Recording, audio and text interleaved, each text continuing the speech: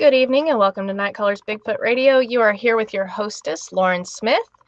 And tonight we're going to be chatting with Larry Beans Baxter. And I'm really looking forward to this chat. He is a very interesting individual. He's got a very interesting background, I want to say. But before we get into it, I would like to ask that you please show some love for the NCBR team because they work really hard to run your chat and moderate and keep all of you crazy people in line. So don't forget to subscribe and ring that notification bell so you don't miss new content. And you guys also go to nightcallersproductions.com because that's where I have all of my content in one place, all of the things that I do, all the podcasts that I run and host and produce, and as well as all of the extra content that I do. So go check it out. You can also view my membership program there, my affiliate program, and my merchandise. I always have a lot of great things coming at you, so don't forget to go over there and check it out. And now I'm just going to jump right into it. How are you doing tonight, Larry? Living the dream. Or I guess I should just call you Beans? Yeah? Beans. Yeah, Beans. Okay. All right. So I just want to give my listeners just a quick update. Beans, his internet is kind of glitchy tonight. And so if you guys, we can hear him. Sometimes we can't see him or it's glitching. But I say as long as we can hear you, we're just going to roll with this interview. Yeah, I'm sorry. Our internet has to be brought in by dog sled. Yeah. You have a good excuse. I mean, I feel like my mom has the same issue. She lives in Texas, though, and I don't, we won't go into why she doesn't have internet, but okay, there you are. Okay. All right, let me make sure everything's flowing okay for the chat, and then we will get into it. I think we're good. Oh, Daryl. Hey, Daryl. Yeah, you got a lot of people that love you that are going to be in this chat, so that's very exciting. All right, so Beans, first of all, why beans? Where did beans come from? It's not a very exciting story. There was a TV show on, and I think it was the late 80s, called Beans Baxter. Mm-hmm. And my last name was Baxter, and people started calling me Beans because of the TV show. Yeah. And, my dad's name is Larry, too, so it just kind of became a way to differentiate which Larry you wanted, Okay. Beans or, Larry Sr., so it just kind of stuck, and it doesn't have anything to do with the magical fruit or anything like that. It was just okay. Because of the TV show that was on. Actually started about the same time as like Married with Children and 21 Jump Street and all that, but they stuck around and it didn't. I think it lasted like one season or less than one season. I was going to say, I'm embarrassed to say I've never heard of it. Never heard of it. I've heard of the others, but not that one. Wasn't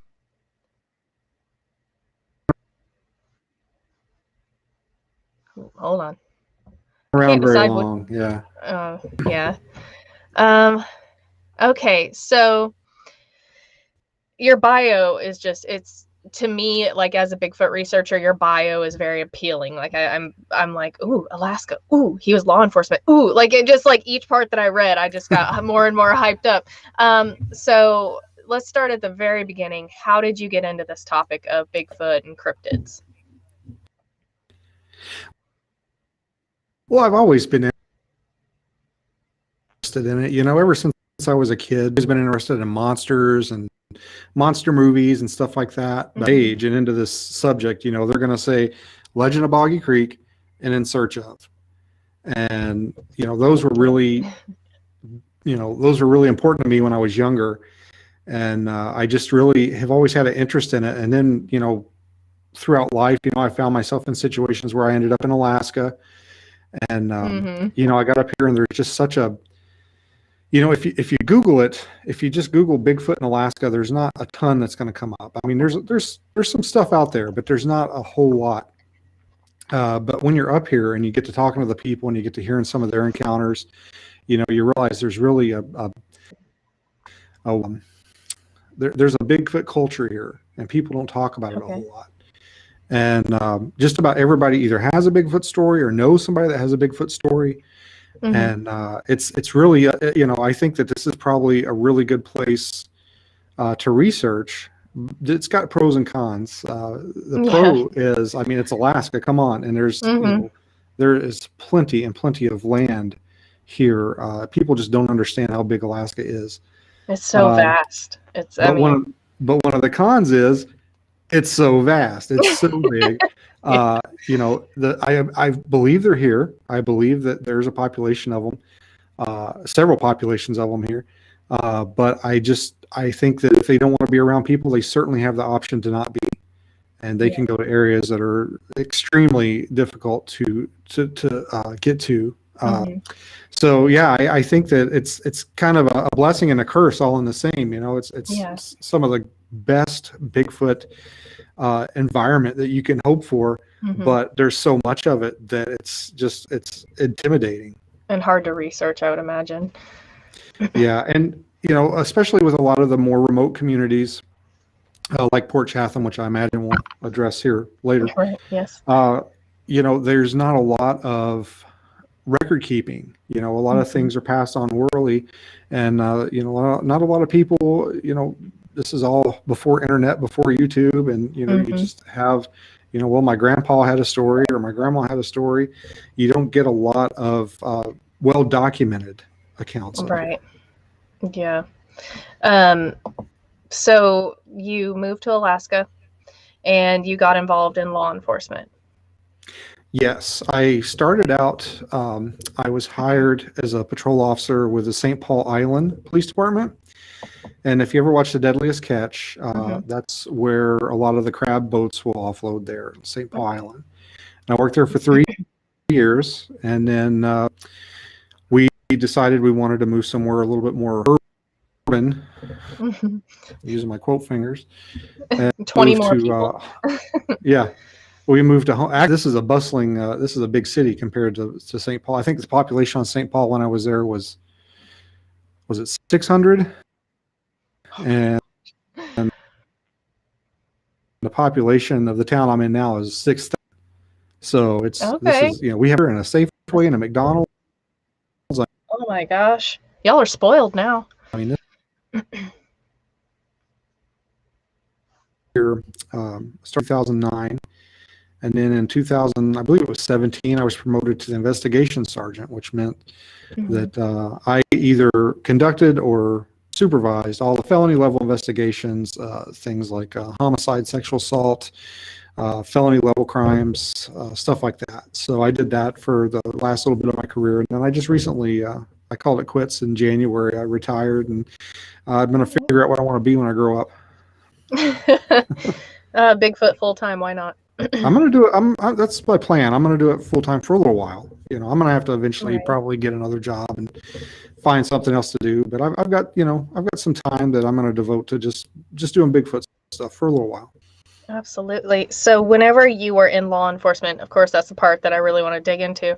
I mean, were there any reports that piqued your Bigfoot researcher mind, your curiosity?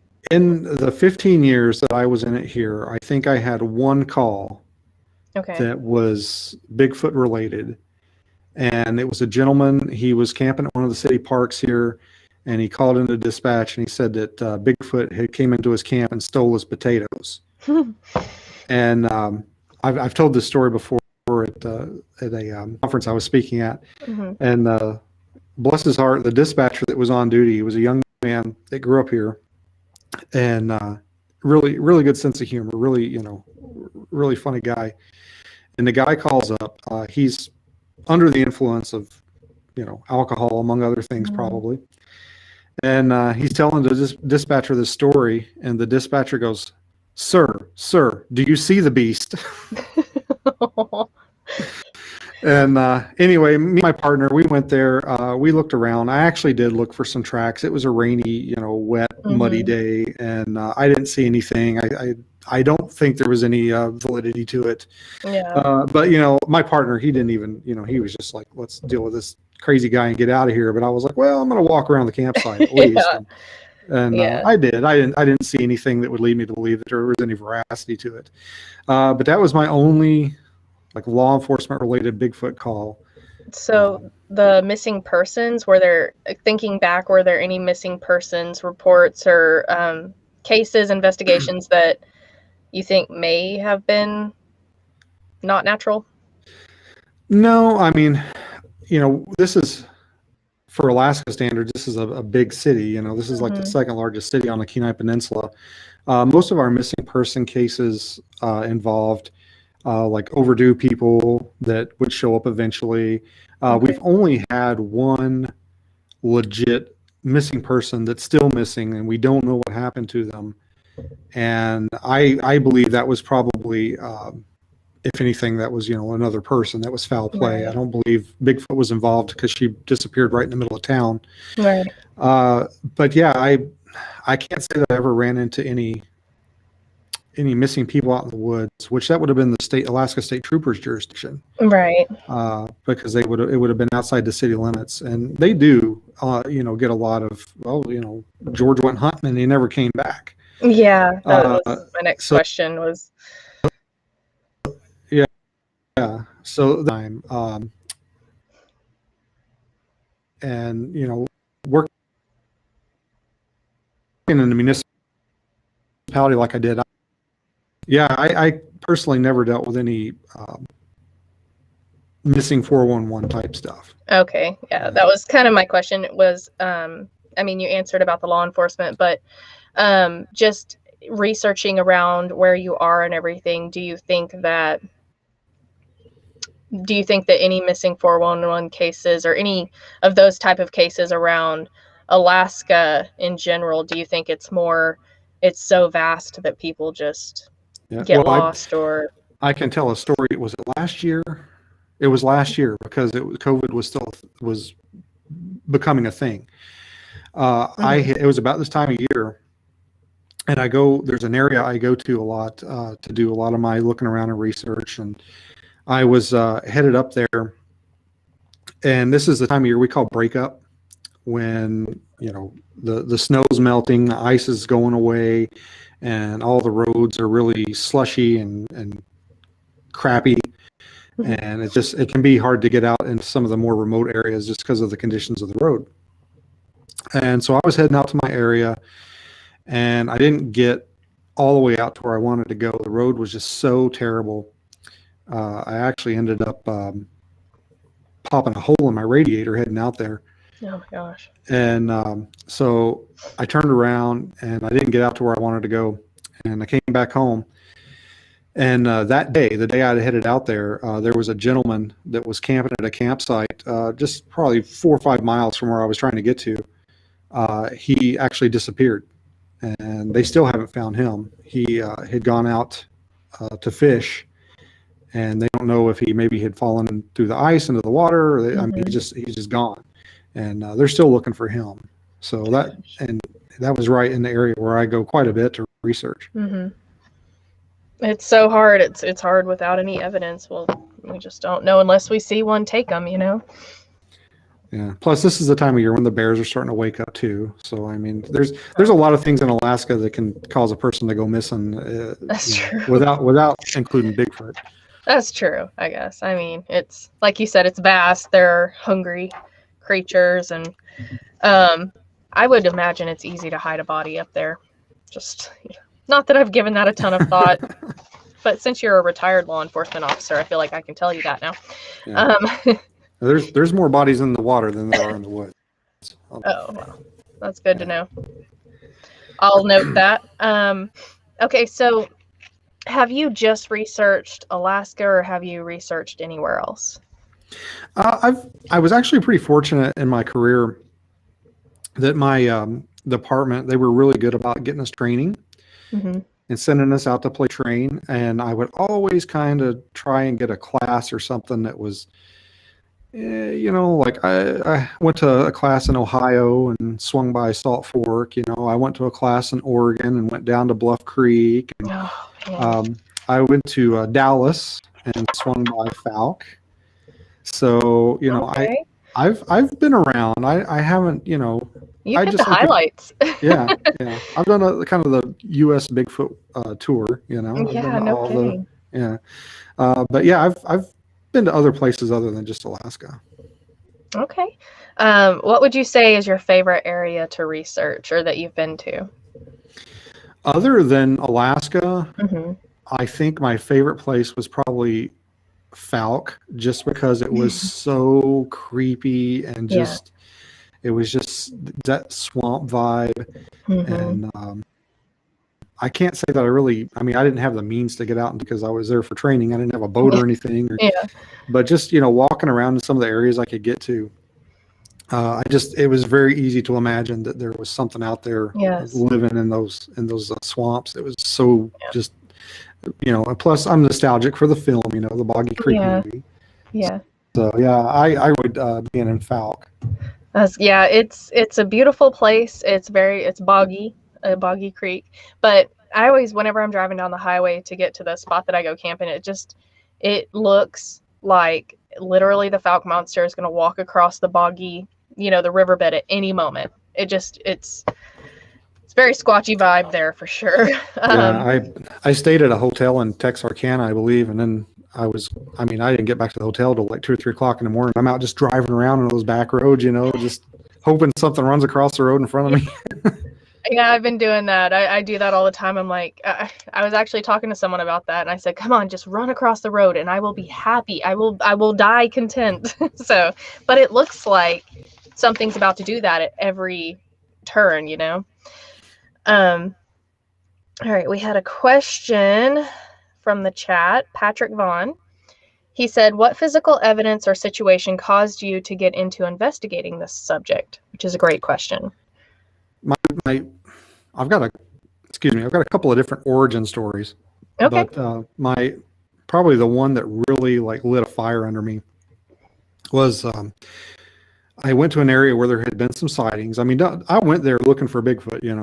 Was like, Yeah. oh, there's been some sightings. This is the closest area I can get to.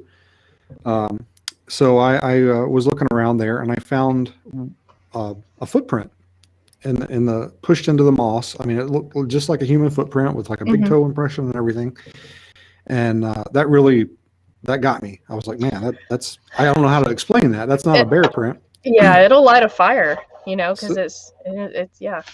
So my wife and I we went back to that area, and I was hiking around, and that's when we had something. We were walking back to the truck, and I had heard something behind us, just boom, boom, boom, and the ground shook. Just these big thumps. Gosh. And we couldn't figure out what it was. And we were just, what the hell was that? Because I mean, there's plenty of things in Alaska that are big enough to shoot, moose and bear, but they're not very stealthy generally, especially when they're running away from you. They'll just crash through the woods, and whatever it was, it made those 3 loud thumps and then no more noise whatsoever.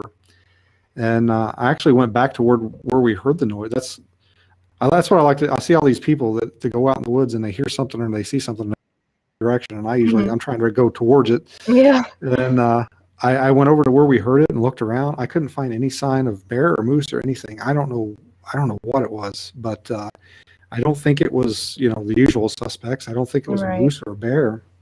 And that's an area where there's been a history of sightings. So I mean, I don't know if it was Bigfoot. I can't say that it was, but that's kind of what got me into like, I want to know what that is. I want to know. I got to know. So that's kind of what sparked my Bigfoot fever, I guess you would say. Yeah. Yeah. I mean, the fact that there were just 3 stomps or whatever it was, because I've heard of them doing stomps. I've heard of them doing a where they like slam their hands on the ground and do that. So the fact that there were only 3, I mean, I think any other wildlife, it would have been more, you would think. I think they were just trying to get you to leave. And I tried to rationalize it too. I tried to eliminate everything I could think of. I even thought, well, maybe it was like an eagle or something. Yeah, like lumping the air, but but I mean, the ground shook. I cannot explain it. I don't know what it was. Right. I mean, that would do it for me. I feel like that would do it for me. That, along with the footprint, would light the fire for me. Like, all right, let's go. Let's do this. Cryptidville wanted to know, have you ever ran into the infamous Dogman? I have not, and I haven't had any reports of any. I know there are some natives here that have a creature that they refer to. I believe it's the tornant, and it has a tail, but otherwise I think it looks more or less like a Bigfoot, like a skinny version of a Bigfoot.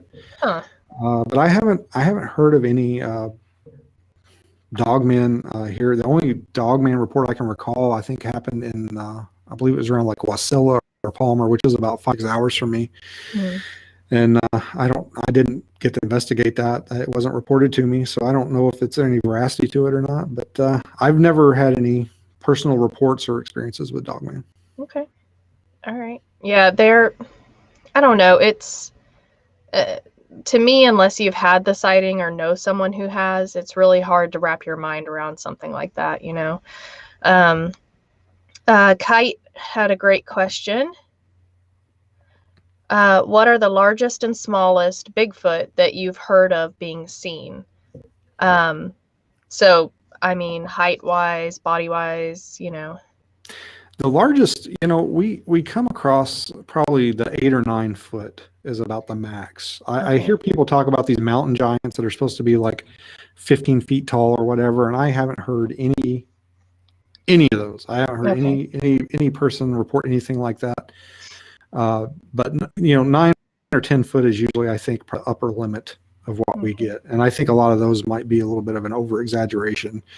Yeah. I mean, it was big, and I mean, I've seen people see 80-pound black bears and be like, it's a giant bear, and I'm like, well, that's a tiny bear. They're just excited they saw a bear, so Right. they exaggerate the size.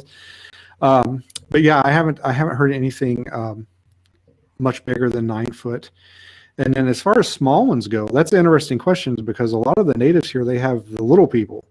Okay. And so I can't say that I've ever heard of any like tiny Bigfoots, but I've heard of little people, and I've seen pictures of like some weird stuff, like almost like little houses and stuff woven into the grass, and like little shelters. That's creepy. That's creepier than Bigfoot to me. Yeah. I try and stay away from that stuff. I can handle Bigfoot, but when you're talking about like little tiny like people, that I don't know how to handle that. Me neither. I don't do creepy critters. I don't do no. If it's small and it can like run up my pants leg and attack me, that freaks me out. I'd rather be taken out by a bear than some little. No. Yeah. No. I have heard some of the natives say that the little people are associated with lights. Like if you see the lights out in the woods, that's the little people. So that's creepier. Like that's even creepier. So the orbs or just lights in general, like just the orb lights, just lights in the forest. Okay. I had a buddy of mine that worked on St. Paul with me, and his wife was native. And there's not a lot to do there, so you kind of like being a teenager in a small town. You'll just drive around sometimes. Yeah. And they were out driving around, and the town is located in one central area, and the rest of the island, I mean, there's a couple of roads that go out to the end of the island, but there's nothing there. And people will just drive the roads, back and forth sometimes. And him and his wife were out driving. Nobody else was around, and there's no roads other than the main roads. And they saw some lights off in the distance, and where there shouldn't be any people or cars. And he was really like, "Oh, what's over there?" Like, I want to get out and go over there. And his wife, who's native, started freaking out, like, "You are not going over there.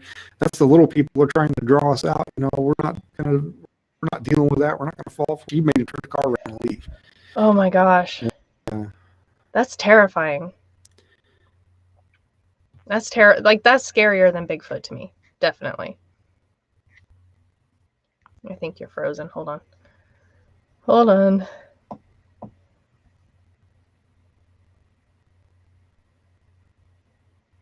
Okay, while our guest is unfreezing, Kite, can you please expand upon the Bergman rule or Bergman rule? Bergman? Because some of us don't know what that is. We're not as smart as you. So can you expand upon that in the chat for me? Thank you. Beans, are you there? Yeah, can you hear me? Okay, I can hear you now. Yes, sir. All right. So what on the topic of orbs, what do you think they are? Do you think they're related to Sasquatch at all? I don't know. I wish I could give some kind of mind-bending theory or something, but I have no idea. I don't either. I've heard a lot of good theories, off the wall theories.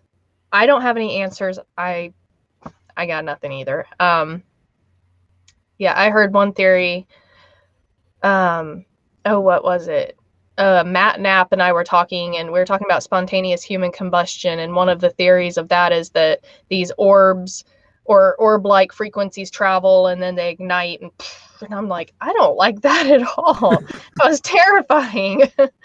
Okay, we had some more questions up here. Hold on a second. Okay, that's a good question, Stephen. Stephen Hill wants to know, what are your thoughts on the Alaskan Triangle? Well, I mean, I don't think there's anything necessarily supernatural about the Alaska Triangle. I think it's just, it's such a large, I mean, Alaska's so large. Mm-hmm. It's just an area where people go missing. I'm sure some of them are,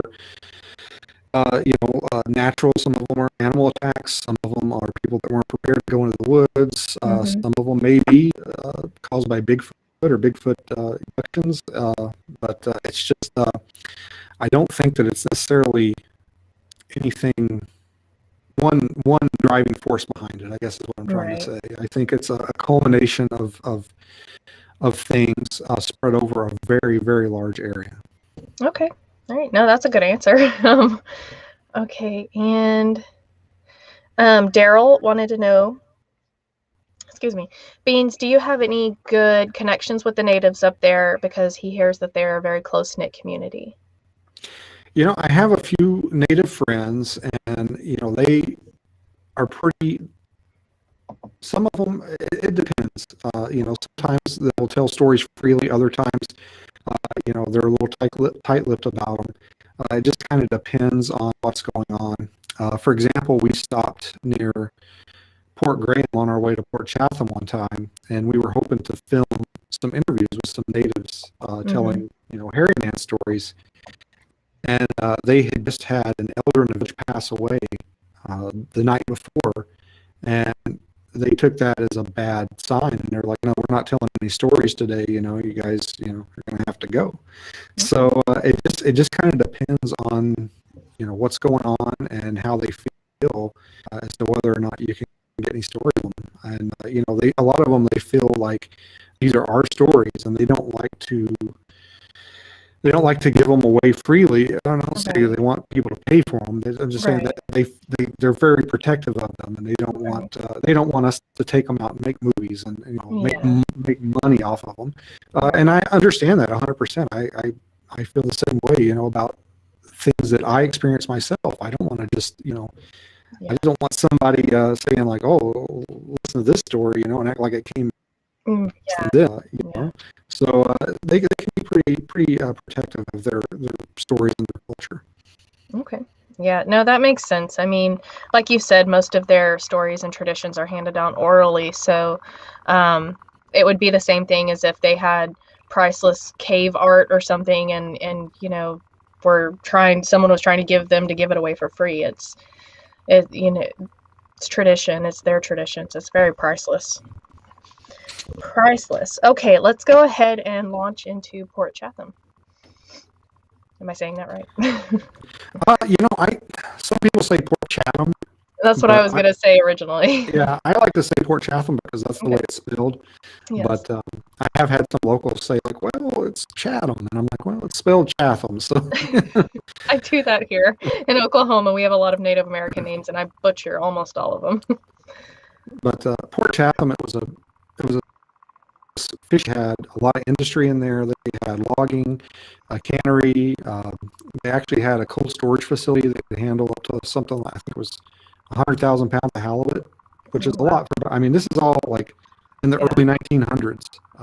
So it was a lot harder to go in and clear land and build infrastructure back then. They didn't exactly have steamrollers and the stuff that we did. A lot of the stuff they did was equipment. Right, it was by hand. So a lot of work went into the area. And the first,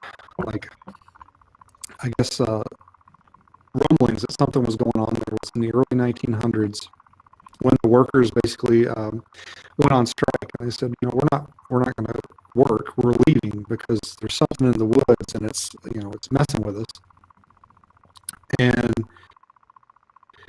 refused to work until the owner of the cannery hired guards to come and create a perimeter around the town, which it wasn't a very big town. Right. But so they basically went on strike and said, hey, unless you do something about this monster in the woods, we're not going to work. So that was kind of the first rumblings of something going on there. And then it goes from there, it goes into like the 20s. And I found a few sightings from the 20s where people saw what the natives called it the Nantinaq. And there's a few different translations for it. My favorite translation is that it doesn't translate very well, and there's no direct translation. I think that's pretty cool because it's a big mystery, and I think that the name being a mystery itself is pretty cool. So I like to go with that one. It doesn't translate well, but some people say it means giant hairy thing or half beast. Right. So after the 1920s, you had a few sightings, and then it goes into the 1930s, and you have a gentleman that died. He was a logger, and they say he was killed by a huge piece of logging equipment a person couldn't lift. And they blamed the Nantinaq on that. And in the same year, 1931, there was a prospector that was digging for gold in the area. He went missing. They blamed that on the Nantinaq. And then between the 30s and the 40s, you have a bunch of tales of hunters that went missing. And unfortunately, with the prospector and the hunters, I couldn't find any documentation, or I couldn't find any names or anything definitive. Those are basically almost like urban legends. So I can't speak to the veracity of those, but it's been getting tossed around a lot, is those missing hunters. Yeah. And then finally in 1950, the town was abandoned. The postmaster was the last person to leave, and everybody just packed up and left. And, they say it was because of the Nantinaq. It chased everybody away. So that's kind of the story of Port Chatham, and it's just sat there ever since then. And in 2000, was it 17 or 18?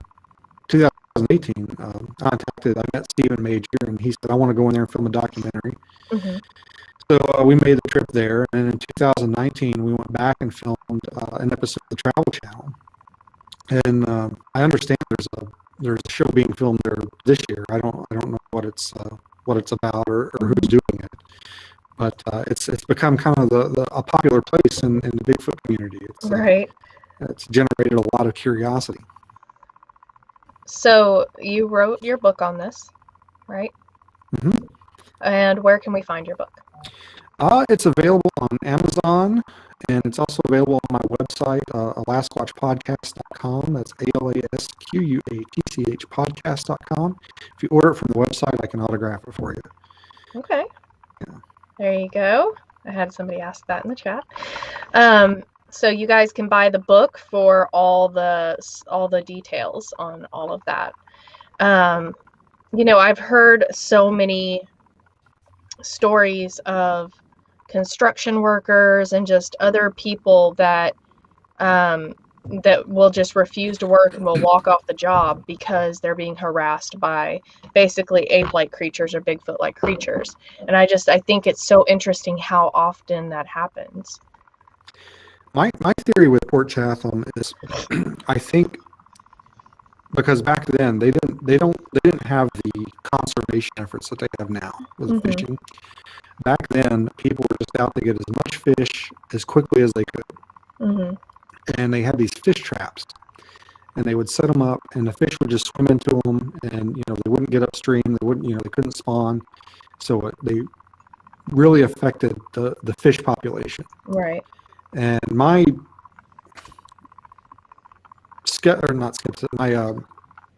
Theory. theory on Port Chatham is that all that fishing I think it probably really hurt their resources. Yeah. And that's kind of why you have the violent behavior and them lashing out. Basically, I think their resources were being affected, and I think that's probably why you see a lot or hear about a lot of the aggressive behavior with them. Mm-hmm. And I think my theory is that I think of some kind of I think they have rules of engagement, basically. Yeah.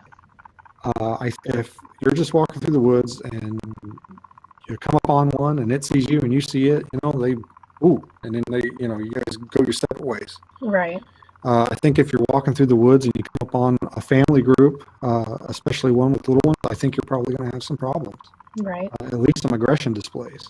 Mm-hmm.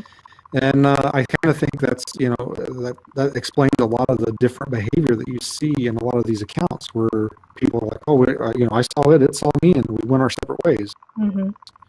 Your other ones were like, it was screaming, it was throwing rocks at us. I thought it was going to kill us. Right.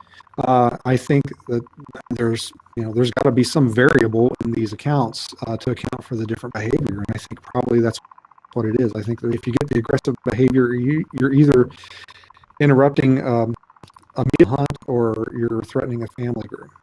I have to agree. I mean, I agree with that. They are the ultimate survivors, and they've survived so long because they're so elusive. But I do agree that, there are these guys, and they have a podcast called Something Podcast, which everybody should check out. But they had an encounter basically where they shot a deer, they harvested the deer, and the entire rest of the night there was something screaming in the woods, throwing trees at them, throwing rocks, slapping the side of their trailer. It didn't touch the deer, it didn't touch the gut pile, it didn't touch anything, but it just threw a fit all night because they harvested that deer that I'm assuming was its dinner. So it's almost like it was just throwing a fit, throwing a tantrum. Yeah. I was just in an area recently. I just got back on, what day did we come back? On Tuesday. This guy, he's like, hey, you got to come check out my property. I'm building a cabin there. There's a lot of activity. He goes, every year when we go out, this is the first trip of the year, usually around April. He says, it's always crazy activity. So we went out there and there wasn't much going on, like no squatchy activity whatsoever. And he was kind of bummed about it. He's like, man, I'm sorry, I'm disappointed for you. I'm like, hey, I got a free trip out of it, out to this nice remote cabin. Yeah. But even in the absence of that, like, okay, well, if they're usually here, why aren't they? What's different? And we had a lot of snow this winter, heavier snow than usual. So that leads me to think that they probably are in another area. They probably winter somewhere, and because of the heavy snow, they haven't got over to where his property is. Mm-hmm. I mean, it's speculation, but it's what's the variable here? What's different? Right. Was there still snow on the ground at the time? I'm sorry if you said that. Yeah, there was snow in some areas, not in others. Okay. It kind of depends on southern exposure and where the sun hits. Some of the lower areas didn't, but I mean, it's pretty cool. We're sitting in front of this guy's cabin, and there's mountains all around us basically. Mm-hmm. And every now and then you just hear this like rumble. It sounded like a jet going over, but it was avalanches on the mountain. So that's kind of what we were thinking. Like, well, maybe they're not here because they can't get over here because the avalanches. Right. So maybe it's because of the heavy snowfall is keeping them away. Yeah. And that might not be the case at all. It might be like whatever resource that they come over there for isn't there yet. I don't know. Right. But the last few years that he's gone there, this time of year, he's had activity, and not this year. And the only difference that we could come up with was the heavy snowfall. Or that you were there. Yeah, maybe. I'm like anti-squatch. I am too. But I meant because you're an outsider. You're new to the property, and they're like, oh. And I don't know. I think they're very intelligent beings, and this probably isn't even true, but I feel like they know when you're looking for them. They know when a normal human walks in the woods, not paying attention to anything, and then when one of us walks in the woods and we are eagle eye, looking at every single thing. Okay, we've got a few questions from the chat. Let me ask real quick. Daryl wanted to know, Beans, what do you carry in that shotgun? Buckshot slugs or a combo? I carry slugs. I carry Black Magic Magnum bear slugs. Okay. All right. And that's a good question from Alan Lassiter. He wanted to know, are the Native Americans a little bit more open to talking about Bigfoot up there, or is it taboo to talk about them? Because down here, it's taboo in a lot of tribes. Yeah, it's pretty much the same here, especially with like the Nantinaq. Hmm. They actually, some of them actually feel that to say the name Nantinaq Hmm. it's like saying Candyman. You know, Yeah. you're gonna draw it to you if you talk about it. Right. So it's like the boogie to talk about it. So I would say it's definitely taboo. Okay. Yeah, I hear a lot of that. Hold on, I had a few more on Facebook that uh, have disappeared somewhere. Um, have you heard reports of the Squatch being different colors in Alaska? And that's from James Matson. I've heard of black ones, cinnamon colored ones, and white ones. Okay. Okay. White. That was another question, was are they white? Like, polar white. Oh man. I don't know. Thinking about a white one, it's like a Yeti or an abominable snowman, but wrong area, I guess, Yeah. Personally, I think it's more of a I think it's an age thing. I don't think they change color for Mm, camo purposes like rabbits and stuff do. right. I think if you see a white one, it's probably an older one. But I have Okay. nothing to base that on. That's Right. speculation. Okay. Yeah. No, I know that there are gray ones, and my theory was that they were older, but people have seen juvenile gray ones. So I don't know. They might be like cats and just, there might be calico ones out there. Yeah, there's Brindle Bigfoot. Um, okay, Patrick Vaughn, great question as usual from you. What is in your gear pack for investigating? Oh, geez. I take a lot of stuff, probably more than I really should. Well, of course. I mean, we all um, do, I think. But what's the yeah, what can you not go without? gotta have my flare. Have to. Okay. Yep. Because I deal with so much thick vegetation and just a lot of rough areas that I can't necessarily see, and it's a lot easier to just throw the FLIR over it, see if there's any hot spots. Mhm. But my FLIR is something I usually take every single time, and I always have evidence collection kit with tweezers and little test tubes and envelopes, and just in case I come across anything I need to pick up. And I don't always carry plaster with me, but here the last couple of times I went out, I've had some. I do need to practice casting tracks in snow. I haven't had a lot of experience with it, which you would think I would up here, Yeah. but I haven't. So I need to bone up on that because I know that it's going to happen one of these days, and I need to be prepared. Yeah.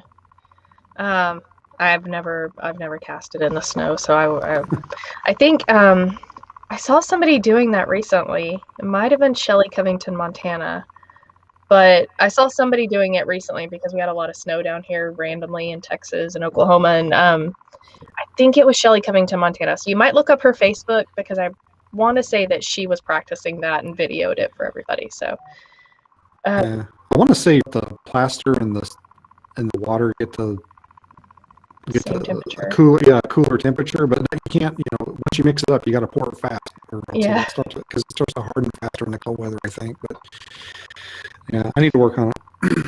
I couldn't tell you. Okay, Grassman, 58. Oh, that's From Will Wilmer. Hi, Will. From the reports Beans has gotten in Alaska, is there a behavior difference between the Bigfoot in Alaska and the lower 48? I would say no. I'd say they're pretty consistent. Okay. A lot of the same behaviors. That you're the ones that run away, and then the ones that maybe are a little more aggressive. But I mean, we get a lot of the same reports. That Okay. property that I was just at, that guy, he says he hears wood knocks all the time, which is not something that you hear a whole lot of in Alaska. But he's actually got some recorded that he let me listen to, and sure enough, I mean, that's what it sounds like. So I was pretty surprised when I heard that, because we don't get a lot of reports of wood knocks up here. But a lot of the stuff that he's recording at his place sounds like stuff that I would get in Washington. So, Really? yeah. That's pretty interesting. Okay, there was another question up here. What are your thoughts? Joel asked, what are your thoughts on the Beast of Seven Chutes? Oh, yeah. That's a really interesting picture. I really, if he's referring to the photograph, I think it's really cool. But my problem with it is I want a picture in the same area where it's not there. Absolutely. Absolutely. Yeah. Yeah. That's Bigfoot 101. If you find something in your picture, go back and take a picture of that same spot and see if it's still there. Yeah. That's a great question and advice as well. Whoa. Almost blocked my own mother. Oh my God. She would have taken me out. Okay. Cryptidville. Oh, I'm not going to pronounce that correctly. I'll Let me let you see. read. I think I can see that. Is that the Kushtaka or Otterman Bigfoot creature? So, a creature. Okay. A lot of times, the natives believe the Kushtaka actually used to be human at one point, and they were kidnapped or saved from drowning by other Kushtaka and into Kushtaka. Oh, So okay. I would have to say I believe the natives believe it's a separate entity as well. They don't believe it's the same thing. They believe there's a Bigfoot and a Kushtaka. Okay. So I kind of think that it's probably a separate entity, and it's also it's attributed to having powers, and it can speak and change shape and stuff like that. Okay. Along that line, have you heard any cases or heard any legends up there on the Wendigo? That was from Alan Lassiter earlier that he asked. No, I think the Wendigo, I think that's kind of a Canadian thing. I don't think it kind of reaches up in the air. Maybe some of the more northern parts of Alaska. Okay. But I can't say that I've ever heard any reports or legends of a Wendigo here where I'm at. Probably for the best. You're Yeah. probably pretty lucky on that. And then also, I was wondering, do you investigate any other cryptids, or are there any other cryptids that you're interested in? I am open to investigating any type of cryptid, and I just recently come across a lake monster sighting in a lake not too far from me, and I'm wanting to follow up with that gentleman and talk to him about that. Lake monsters really intrigue me, especially up here, because you get so many. I mean, the lakes are just so large, and there's a lot of room for stuff in there. And our fish and game, they don't really know what's in there, and they just a lot of them connect to the ocean. So I mean, so much that could be in there. And I heard this guy. He straight up reported almost like a plesiosaur like thing, like this monster looking thing. Right. Yes. And if you hear about the Lake Ileana monster, yes, that's a lot of people think. Yeah, a lot of people think it's a sturgeon. I don't think there's been a lot of reports of that thing sticking up out of the water. It's all been seen from like airplanes and from above. But this one was kind of a different sighting because the gentleman was on the shore taking a break after he was canoeing or fishing or what he was doing, and it swam by in daylight. So that's a hard report to dismiss. And he's from what I understand, he's a retired professional, an engineer guy. He's not, I can't about that because I go to that lake all the time. Yeah. But I'm always looking for Bigfoot. I never look in the water.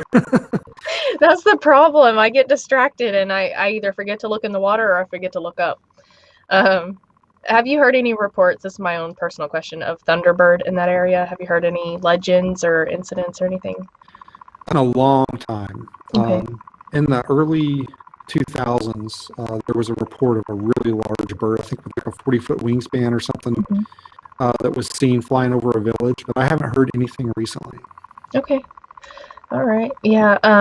Back to the lake monster. If that really is a sturgeon, that is not one I want to tangle with. If it's that big, that's ridiculous. Daryl, he said, Beans, what is your opinion on how the mainstream media treats members of the Bigfoot community? Yeah, I think, for the most part, it's just kind of a wink, wink, nod, nod, joke. They don't take it very seriously at all, and I don't think they will until there's some kind of definitive proof brought in, like a body or something like that. They always, whenever they do a news story on it, they always kind of play it kind of tongue-in-cheek, and they play the X-Files music in the background, and, they make some joke about it. It's just not taken very seriously at all. Yeah, no, it's not. And then SoCal Squatch wanted to know, have you ever been out with Chris Spencer? No, I don't. The name's not familiar to me. Okay, I'm not sure either. Yeah. All right, and what is the best evidence that you've come across to date? Personally, I think would be activity that we experienced, Mr. Grassman there, that we experienced in Washington, because we found tracks, we had knocks, we had screams all in that area we were in. And that blew my mind. I mean, I've been in areas and things, it's usually like there's a there, you find some tracks, but that place you get the full meal deal. I mean, we were like unloading the car and things are screaming in the woods and on the hill above us. And that I got to go back to that place. That was amazing.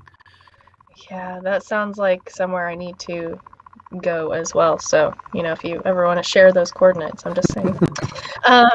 Alan Laster, that's a good question, and it's kind of the standard question, but I always love to hear everyone's opinions on this.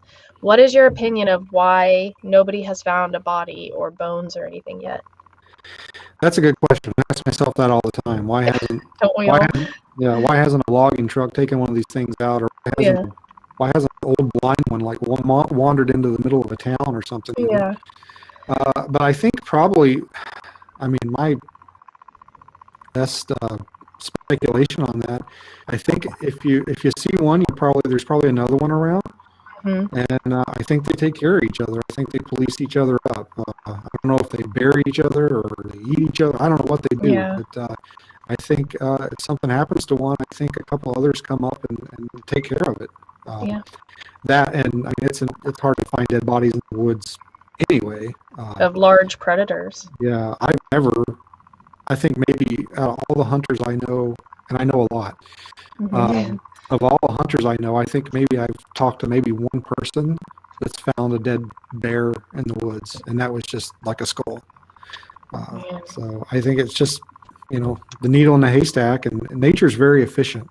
It is. You have the insects that come in eating on it. Even birds and rodents will come up and they'll make nests. I mean, it doesn't take long. No, it doesn't. Scavengers, everything. And then, so how has your research or your thoughts on this topic, how has your mindset on this changed from when you started to now as you learn more and more? The more I learn, the more I think that probably it's not going to come to a conclusion in my lifetime. When I first started, I kind of thought, I mean, I was like, I'm a police detective, I'll if I apply myself to this, I'll have this figured out in like a year or two, and here I am, I'm like, I don't know what, 5 or 6 years in, and I'm not anywhere near close to being anywhere different. Well, that doesn't give me any hope for myself. Not a police detective.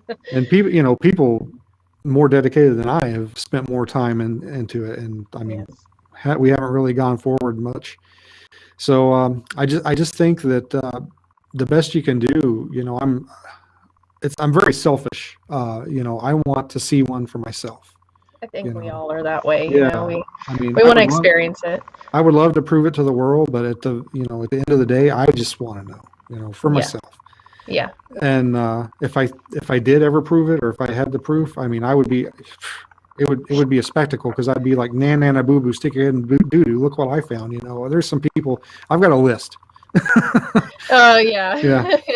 Oh yeah. I think we all have that list of send the article to them and don't say anything and just let them, Yeah, but wallow in it. I can't say that my outlook, if it's changed at all, it's probably been more for the negative, where I don't think it's going to come to a satisfactory conclusion in my lifetime. Okay. I really, really hope it does, but I don't see it happening. So I'm going to go ahead and ask the question. There's 2 questions that are kind of trigger warnings for people, I found out, as of the year 2021 in the Bigfoot community. The first question is, used to the trigger question would be pro kill or no kill. So what are your thoughts on that? Which one? Well, I mean, I think you can be pro kill and not be like, I'm going to go out and shoot a baby Sasquatch in the head. Right. I think that's the only way that it's going to be proven is with a body. Actually, I was talking talking to Doug Hychek the other day, and he posed an interesting theory that he has. He says you're going to need two bodies, because if you bring in one, people are just going to say, oh, that's a fluke, or that's just, it's a mutation, or, it's, you're going to have to prove that it's a viable species. You have to have a backup. Yes. Yeah. So I'm pro kill. That doesn't necessarily mean I'm going to be the one that's out there trying to kill Sasquatch. I mean, I always go out armed, but I mean, it's Alaska.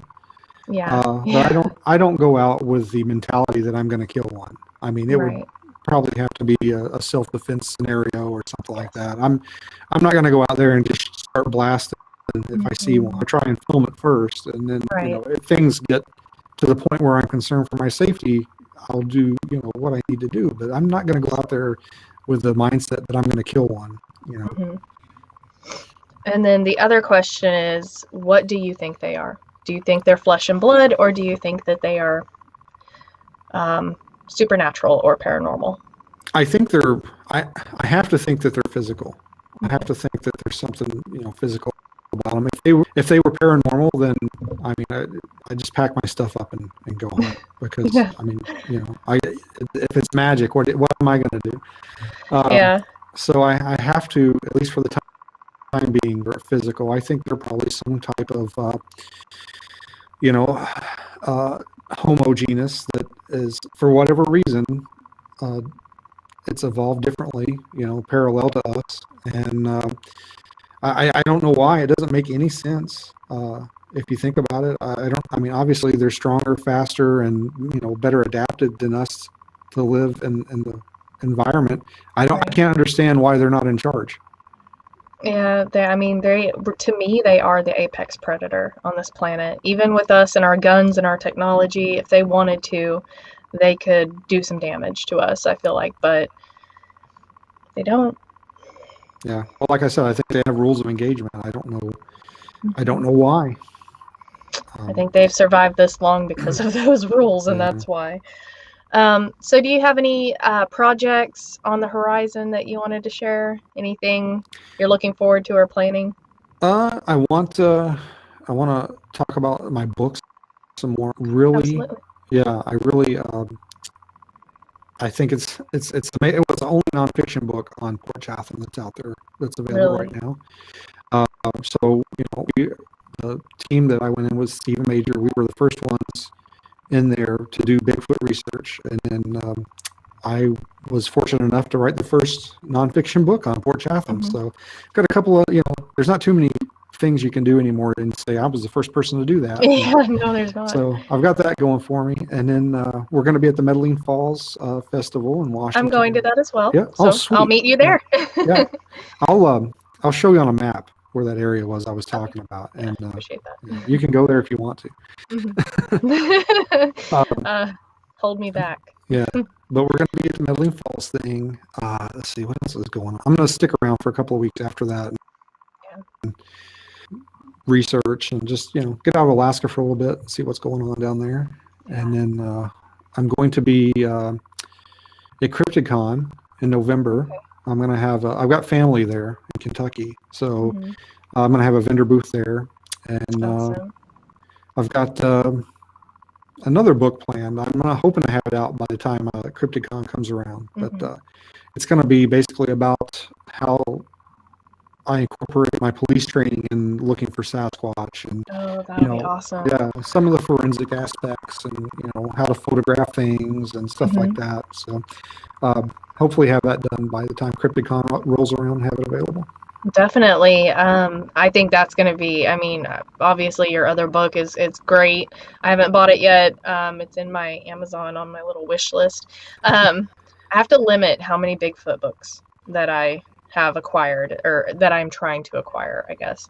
But I think that your forensic book, I think that's going to sell really well. Definitely looking forward to that. So more research, more writing, no pressure. Yeah. Well, one of the things I want to write about in that particular is there's not a lot out there on interviewing people. Right. And I've had training on interview and interrogation, And I just kind of want to I want to put some of that out there for people. Obviously, I'm not going to teach people how to interrogate people because we don't want to interrogate witnesses. No, but, no. But just some things to look for when you're interviewing people. Yeah. I think that's important to get out there. I'm going to hold you to that, Will. If he's going to be buying beer. He is. He said first beer's on him. So, yeah, I think that's a really good idea because, I mean, you learn a lot. Just trusting your gut when you're getting experiences from people and kind of, their behaviors and everything. I'm a psych major, so that just comes naturally to me, watching people and how they act and feeling like just you can read their body language, know if they're telling the truth. But I think a lot of people that would help a lot when they're interviewing. So I think that's awesome. And I can't wait for you to publish that. Once again, you can buy his current book out on Amazon or on his website, which I will pop up one more time on here. There we go. And that is alasquatchpodcast.com. That's ALA squatchpodcast.com. Can you tell me just a little bit about the podcast and kind of shout that out real quick too? Yeah, I don't have like a set schedule. I'm trying to get it out, once a week or once every 2 weeks, but I kind of just do it whenever I feel like I got something to talk about or I've got a good encounter to share. But basically, it's the podcast about all things cryptid in the state of Alaska. Okay. So I plan on doing some shows on lake monsters and stuff like that. So it's just, we also sides where we just talk about living in Alaska. My wife and I sat down a couple of weeks ago and just did an episode about like being prepared for the winter and some of the winter driving stuff that we go through. So, it's just a little peek inside into Alaska and what it's like to live here and what it's like to look for Bigfoot up here. I think that's awesome. There was a question. Hold on. I just wanted to ask real quick, and then we can start getting ready to sign off. This is from Lori Hood.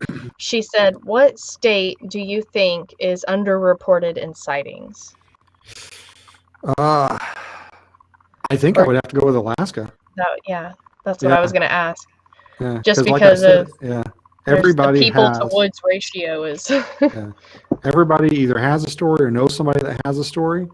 But if you go to the BFRO webpage or anywhere, there are almost very little reports coming out of Alaska.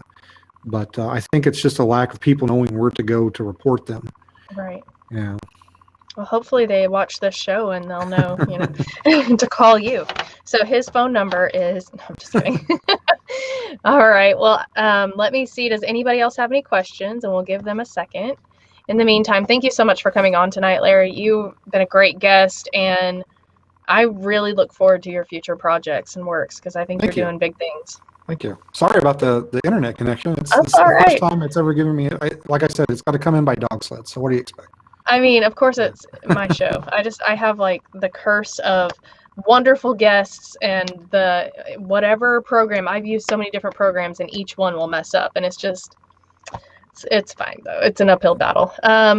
All right. I think that's it. And so again, thank you. Keep doing what you're doing and representing Alaska for, all the Bigfoot people of Alaska. And after you write your book, or your next book, I would like to have you back on if that's all right. Sure. I'll send you a copy. Awesome. Yeah, I'd appreciate that. All right. And okay. Well, I'm going to call it a night. Thank you again for coming on. All right. Thanks for having me. I enjoyed it. Thank you. Good night. All right. Good night. Okay. Thank you, everybody, for tuning in. I hope you enjoyed the show tonight with Beans. I think he was a really good guest, and I really enjoyed all the questions that you guys had for him. So thank you for chiming in with your questions. Thank you for tuning in. Don't forget to like and subscribe so that you support Beans, and then also so you don't miss future stuff that I'm putting out with all of my amazing guests. Please drop a comment as well and let me know what you thought of the show. And I want to give a special shout out to the affiliates of Night Callers Bigfoot Radio. So basically what an affiliate is for Night Callers is you join the affiliate program and then I promote you on my show. And you can go read all about that. But basically I'll promote you on my show. I'll promote you across my social media platforms. I'll promote you in the groups and all of that. So go check it out. First, we have Bigfoot Society podcast with Jeremiah Byron. That is a great show. He's got some great guests on there. So you guys go check him out. We have the Bipolar Teddy Bear Network. This is a group of 4 guys that do paranormal interviews, and they really get into some cool stuff. So you guys go check them out on YouTube, give them a like and a subscribe. And then we have Bigfoot Crossroads with Matt Knapp. He is about to relaunch his show, so you guys go subscribe so you don't miss his comeback. And we have Weird Realities podcast.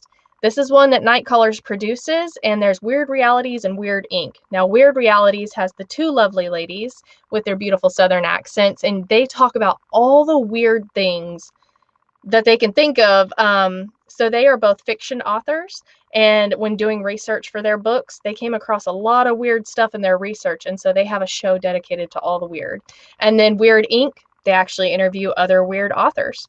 So go check those out, like and subscribe. Planet Fear, I'm going to go ahead and throw that one in there. Matt Knapp and I have a show called Planet Fear. It is paranormal and true crime. And so we have put our we each have a decade-long experience in podcasting. So go check it out, because we teamed up to bring you an awesome show on all the scary and awful things about this planet. But with, laughs, lots of laughs. We have Beaverhook Productions. That's Logan Kraft. He puts out quite a few different segments as well.